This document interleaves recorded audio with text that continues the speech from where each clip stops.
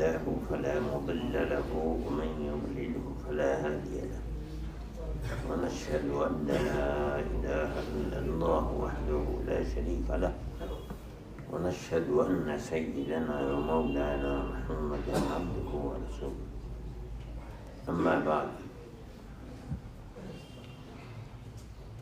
محترم حضرات، احادیث میں آتا ہے اور تمام بڑے بڑے علماء اور صوفیاء یہ بات کہتے ہیں کہ اللہ تعالیٰ کے ذکر کی خصوصیت یہ ہے کہ ذکر کی وجہ سے ذکر کرنے والے کو اللہ سے محبت پیدا ہوتی ہے اور دل میں نرمی پیدا ہوتی ہے۔ نرمی کا مطلب یہ ہے کہ اللہ کے حضور میں رونا، دعا مانگتے ہوئے آنسو بہانا بلکہ بہہ پڑنا، یہ دل کی نرمی کی بات ہے۔ اگر دل میں نرمی نہیں ہوتی، سختی ہے، دل پتھر ہے، تو نہ کسی پریشان حال کی پریشانی کو دیکھ کر دل میں نرمی ہوتی ہے اور نہ اللہ کے ذکر سے دل میں نرمی پیدا ہوتی ہے۔ آنسو نہیں بہتے ہیں، روتے ہی نہیں ہیں، لوگ روتے ہیں اس کی آنکھ سے آنسو نہیں بہتا۔ یہ کیا ہے؟ یہ ہے قساوت قلبی۔ دل کی نرمی نام ہے اس چیز کا کہ جب اللہ یاد ہوا فوراً آنکھ سے آنسو بہنے لگے۔ جب اللہ کو یاد کیا تب آنکھ سے آنسو بہنے لگے۔ نماز میں کھڑے ہوئے جب یہ تصور ہوا کہ میں اللہ کے سامنے کھڑا ہوں، آنکھیں نم ہو گئیں۔ ہاتھ اٹھایا مانگنے کے لیے کس سے؟ زمین و آسمان کا پیدا کرنے والا، ہر چیز کو جاننے والا۔ آنکھ سے آنسو بہنے لگے۔ یہ ہے دل کی نرمی۔ اللہ کا ذکر آدمی جتنا کرتا ہے اس کے دل میں نرمی پیدا ہوتی ہے، اللہ کے حضور میں روتا ہے۔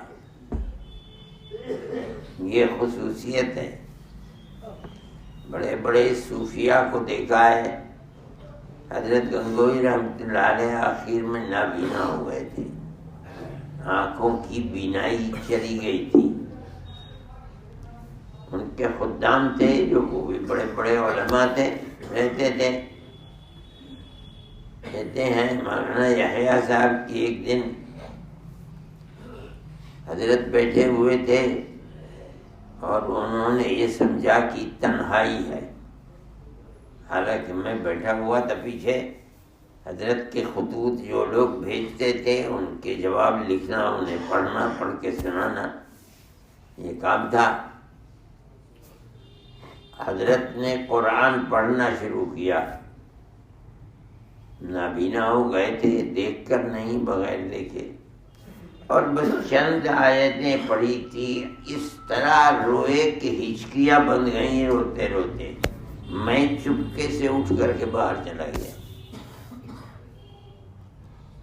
یہ ہے دل کی نرمی جو اللہ کے ذکر سے پیدا ہوتی ہے۔ حضرت رحمۃ اللہ علیہ کو ہم نے دیکھا کہ فجر کی نماز پڑھ کر کے اپنے کمرے میں بیٹھتے تھے اور 12 تسبیح کا ذکر شروع کر دیتے تھے پست آواز سے، اور بچوں کی طرح روتے تھے۔ کوئی جا نہیں سکتا تھا کمرے میں۔ جب باہر ناشتہ چلا جاتا تھا تو میری والدہ مجھ سے کہا کرتی تھی جاؤ اپنے ابا سے کہہ دو ناشتہ چلا گیا۔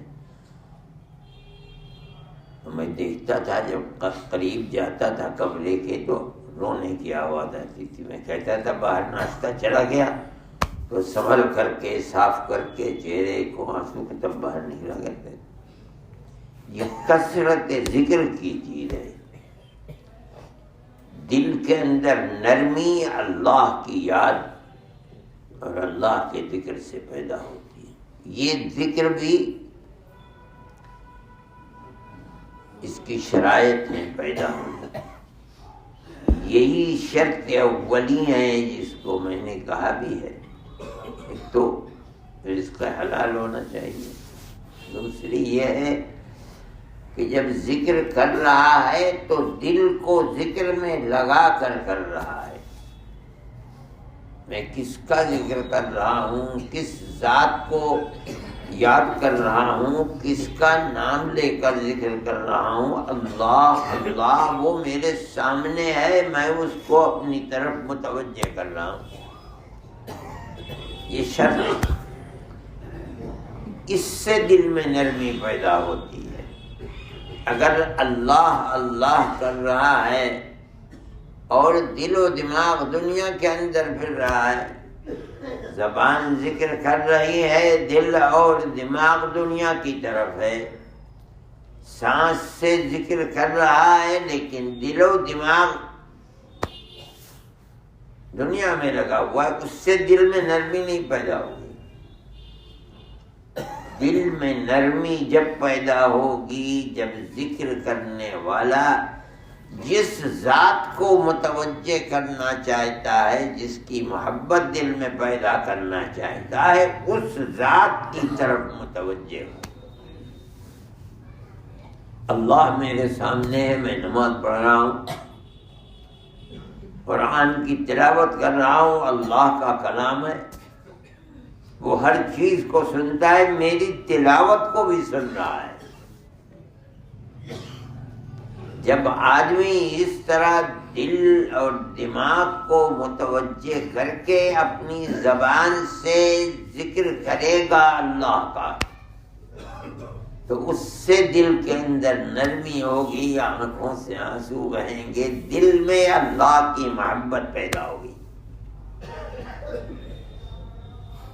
ہر ذکر کرنے والے کو اپنے دل و دماغ میں اس کو پتھر کی طرح پختہ کرنا چاہیے. اگر زبان کا ذکر ہے اور دل کہیں اور متوجہ ہے تو اس ذکر کا فائدہ نہیں ہوگا. یعنی وہ نرمی دل کے اندر جو مومن کی آنکھوں سے ہر وقت آنسو بہائے, وہ چیز نہیں پیدا ہوگی. بلکہ ایک عجیب چیز لوگ اپنے پرچے دیتے ہیں اور یہ کہتے ہیں کہ مکمل پابندی نہیں ہو پاتی. حضرت گنگوئی رحمۃ اللہ علیہ اور دوسرے حضرات حضرت رحمۃ اللہ علیہ بھی لکھتے ہیں, فرماتے ہیں کہ ذکر کی پابندی نہ ہونے سے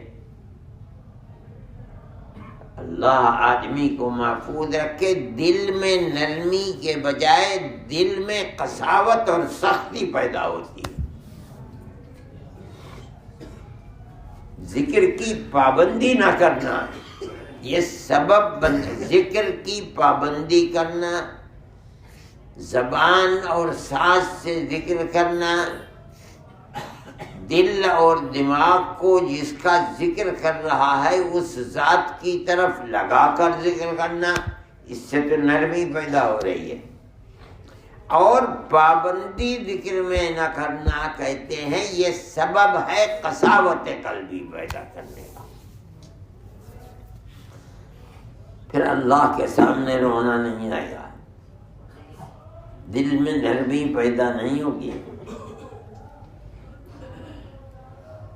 پھر کیا ہوگا, دل پتھر ہو جائے گا اور پھر دوبارہ نرمی کو پیدا کرنے کے لیے بڑا لمبا ذکر کا کام صحیح طریقے پر کرنا ہوگا, تو توقع ہے کہ دل میں نرمی پیدا ہوگی. پہلے نرمی پیدا ہونا آسان تھی, ایک مرتبہ قساوت پیدا ہو جانے کے بعد پھر نرمی مشکل سے آتی ہے۔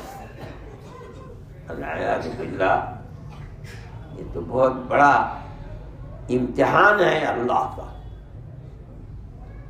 اللہ کی طرف سے بندے کا امتحان ہے۔ اس لیے ذکر کو شروع کرنے کے بعد پابندی کو چھوڑ دینا، جو ذکر کا مقصد اصلی ہے کہ دل خدا کی خشیت نرم ہو کر کے خوف خداوندی پیدا ہو، بالکل اس کے الٹے قساوت اور سختی پیدا ہو جاتی ہے۔ پھر اس سختی کو نرمی سے تبدیل کہتے ہیں، یہ مشکل کام ہے، بہت لمبے زمانے تک جد و جہد کرنی پڑتی ہے۔ اگر اللہ کا کرم اور عنایت ہوتی ہے تو نرمی پیدا ہوتی ہے۔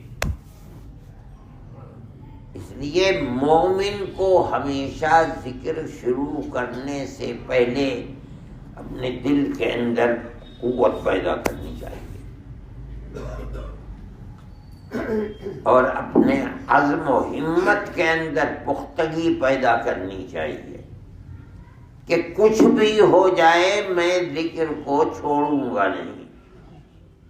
اس طرح اگر دل اور دماغ کو لگا کر کہ میں جس ذات کا نام لے رہا ہوں وہ میرے سامنے ہے، میں اسے اپنی طرف متوجہ کر رہا ہوں، اسی کی رضا کے لیے کر رہا ہوں، جب لگ گیا ایک دفعے تو پھر چھوڑے نہ آتی۔ اب یہ آخری مجلس ہے، ہو سکتا ہے کہ رات مغرب کی نماز ہماری رمضان میں نہ ہو، رمضان کے باہر ہو، لیکن آپ لوگ جائیں گے، ذکر کر رہے ہیں، پابندی نہیں ہے، یا ذکر شروع کریں گے تو اس کے فوائد اور اس کے نقصانات کو سمجھ کر کے کیجیے۔ اللہ کا ذکر اسی لیے کیا جا رہا ہے تاکہ آخرت کی منزل آسان ہو جائے، اس لیے کیا جا رہا ہے کہ اللہ راضی ہو جائے، اس لیے کیا جا رہا ہے کہ اللہ کی جنت میسر ہو جائے۔ یہی تو مقصد ہے ذکر کا، اور کیا مقصد ہے؟ مگر یہ مقصد عقل حلال تو اپنی جگہ پر ہے، وہ تو ہے ہی۔ نفس سے ذکر کرنے کے اندر دو چیزیں ضروری ہیں، ایک تو دل و دماغ کو اللہ کے ساتھ لگا کر ذکر کرنا، اور دوسری جو کمزوری عام طور پر آج کل ذکر کرنے والوں کے دل و دماغ اور ان کی زندگی میں پائی جاتی ہے، وہ پابندی نہ کرنا۔ اس کے نتائج بہت زیادہ خراب ہیں، اور سب سے خراب نتیجہ یہ ہے کہ اللہ دل کے اندر بجائے نرمی کے چھوڑ چھوڑ کر ذکر کرنے سے دل میں سختی پیدا کر دیتا ہے، پتہ اب نہ رونا آتا ہے نہ اللہ کی طرف توجہ پر۔ آدمی کوشش کرتا ہے، پہلے سے مشکل نظر آنے لگتا ہے اس کو، تو بڑی معلومی کی بات ہے۔ ہمارے اکابر رحمہم اللہ کو اللہ نے جو کمال عطا فرمایا تھا وہ بڑی عجیب و غریب چیز تھی، صرف علم نہیں تھا۔ ہمارے یہاں 4 آدمی ہیں بالکل ابتدا، حضرت نانوتوی جنہوں نے دارالعلوم کو قائم کیا، یہ مسجد ان کا مسکن تھا، گویا یہ تو کچی مسجد تو یہ جیسی تھی ویسی ہے، یہ جو بیچ کا حصہ ہے یہی مسجد تھی اور پیچھے کھلا ہوا تھا، یہ تو بعد میں حضرت مفتی محمود احمد صاحب نے بنوایا تھا، وہی مسجد تھی، اور برابر میں کمرہ تھا۔ یہی ان کا مسکن تھا، یہی دارالعلوم یہیں سے شروع ہوا ہے۔ اس کے بعد حضرت گنگوئی رحمۃ اللہ علیہ، اس کے بعد حضرت شیخ الہند رحمۃ اللہ علیہ، اس کے بعد حضرت تھانوی رحمۃ اللہ علیہ۔ یہ 4 بزرگ ہیں اور چاروں کے چاروں حضرت حاجی امداد اللہ صاحب کے خلیفہ ہیں، چاروں کے چاروں۔ لیکن حضرت گنگوہی رحمۃ اللہ علیہ کو اللہ نے ان چاروں کے اندر مختلف خصوصیات سے نوازا تھا۔ حضرت حاجی صاحب وہاں سے حضرت تھانوی رحمۃ اللہ علیہ کی تربیت حضرت گنگوہی سے کرائی۔ حضرت شیخ الہند رحمۃ اللہ علیہ مجاز حاجی صاحب کے، حاجی صاحب وہاں رہتے تھے مکہ معظمہ میں، یہاں سے ہر جمعرات کو سبق پڑھا کر کے پیدل گنگو جایا کرتے تھے، فجر کی نماز گنگو میں پڑھتے تھے، اور جمعے کے بعد عصر کے بعد پھر پیدل واپس ہوتے تھے، اور فجر کی نماز کے بعد پہلا سبق دارالعلوم کے اندر گنگو سے آ کے پڑھایا کرتے تھے، گھر بعد میں جاتے تھے۔ اسی طرح حضرت تھانوی رحمۃ اللہ علیہ کی یہ جو تربیت تھی، پابندی اور دل لگا کر ذکر ہو رہا ہے، یعنی اس نے اس عروج کے اوپر پہنچایا۔ یہی وہ چیز تھی جس نے ان لوگوں کو، کسی کو مجدد ملت بنا دیا، کسی کو شیخ الہند بنا دیا، کسی کو کچھ بنا دیا۔ اصل بنیاد ہے، رات میں آپ لوگ چلے جائیں گے، رات میں نہیں جائیں، کل چلے جائیں گے، پرسوں چلے جائیں گے، مگر ذکر کو پکڑیے اس طرح سے کہ کچھ بھی ہو جائے، کہیں ایسا نہ ہو کہ یہ چلتی چلتی کشتی الٹی ہو جائے، بجائے نرمی کے قساوت قلبی کا سبب بن جائے۔ بڑی محرومی کی بات ہے، یہ معمولی بات نہیں ہے، اس لیے کہ نتیجہ بڑا خراب ہے۔ مقصد تو دل میں نرمی پیدا کرنا ہے، بجائے نرمی کے قساوت پیدا ہو جائے اس کے اندر، اس کا تو مطلب ہے بالکل الٹا ہو گیا۔ دیکھنے میں تو کوئی بات بھی نہیں ہے بھائی، کبھی کرتے ہیں کبھی نہیں کرتے، مگر اس کا نتیجہ کیا ہے؟ جب ذکر کرنے والے کا دل اللہ کی طرف متوجہ نہیں ہے، اس کے دل میں نرمی نہیں ہے، اللہ کے حضور میں آنسو نہیں بہتے ہیں، یہ مطلب یہ ہے کہ دل زبان سے ذکر ہو رہا ہے، دل و دماغ پر تو اس کا کوئی اثر، اللہ کی محبت کیسے ہوگی اس سے؟ اللہ تو محتاج نہیں ہے، محتاج تو ہم ہیں، ذکر کر رہے ہیں۔ جب ہم اس کی طرف متوجہ نہیں ہیں تو اللہ ہماری طرف کیسے متوجہ ہوگا؟ ہم مانگیں گے اور دل لگا کر مانگیں گے، اگر ہم چلیں گے تو اللہ کی طرف سے ہوتا ہے کہ اللہ دوڑ کر آئے گا۔ اگر تم ایک ہاتھ چلو گے تو اللہ ایک باہ تمہاری طرف آئے گا، اگر تم ایک بالشت اللہ کی طرف بڑھو گے تو اللہ ایک ہاتھ تمہاری طرف۔ مگر کیا مطلب ہے آگے بڑھنے کا؟ اللہ کو یاد کرو گے، آگے بڑھو گے، کوشش کرو گے، اللہ تمہاری طرف اپنی رحمت کو لے کر تم سے زیادہ تیز آگے آئے گا، تمہاری طرف آئے گا۔ یہ مطلب ہے۔ اس لیے خدا جانے کل کیا ہوتا ہے کیا نہیں ہوتا ہے، پھر کسی کو میسر بھی ہوتا ہے نہیں ہوتا ہے، لیکن اللہ کا ذکر کرنے سے پہلے گرہ باندھنی چاہیے، تب ذکر کو شروع کر۔ بھائی کچھ بھی ہو جائے میں تو ذکر کو چھوڑوں گا نہیں۔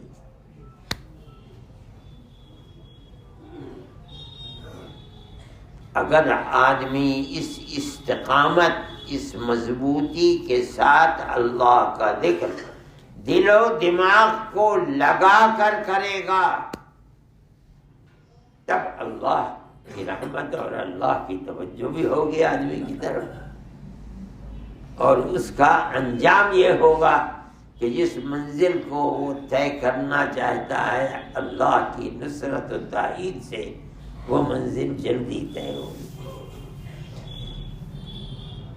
یہ تو آج تو آخری مجلس تھی، اس لیے میں نے چاہا کہ میں یہ بات آپ سے کہوں کہ نتائج ذکر کی پابندی نہ ہونے کے بڑے خراب نتائج ہیں۔ ذکر کا مقصد جو حاصل ہونا چاہیے، جس کے لیے ذکر کرتا ہے اللہ کی قربت، اس کے بالکل برعکس ذکر ہو رہا ہے، لیکن ایک تو ذاکر کی توجہ ہی اللہ کی طرف نہیں ہے،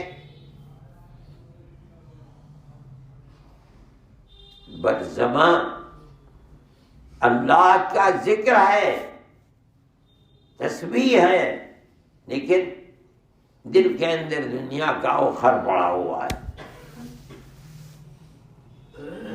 اس طرح کی تسبیح کوئی اثر، ایسا اثر کہ جس سے محبت خداوندی پیدا ہو جائے، وہ نہیں ہے۔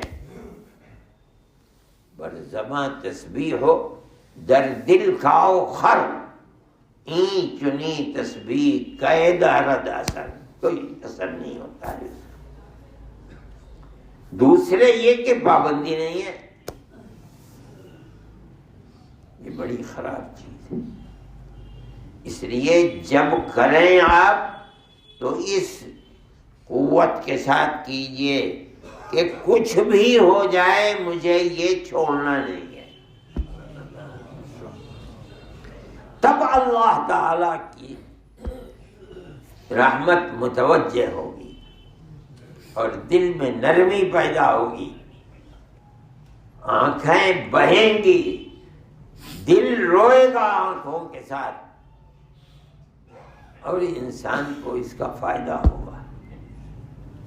بات تو بڑی معمولی سی ہے، لیکن اس کے نتائج بہت بڑے ہیں، اس کو سوچنا چاہیے۔ اللہ ہم سب کو اس نعمت سے نوازے، اور ذکر خداوندی ہو، دل لگا کر ہو اور پابندی کے ساتھ ہو، چھوٹنے نہ پائے۔